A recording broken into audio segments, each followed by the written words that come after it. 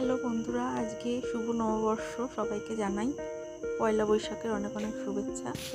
আজকে এই শাড়িটা পরে আমি আজকে পুজো দিতে যাব। ব্যারাকপুরে যাচ্ছি আমরা পুজো দিতে বজরংবলী মন্দিরে।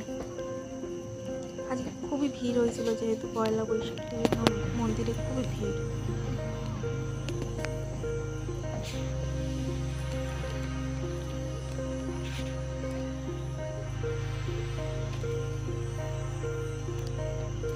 মন্দিরে এসে আজকে অনেকটা লাইন পেয়েছি, প্রায় 1 ঘন্টা পর্যন্ত লাইনে দাঁড়িয়ে থাকতে হয়েছে পুজো দেওয়ার জন্য।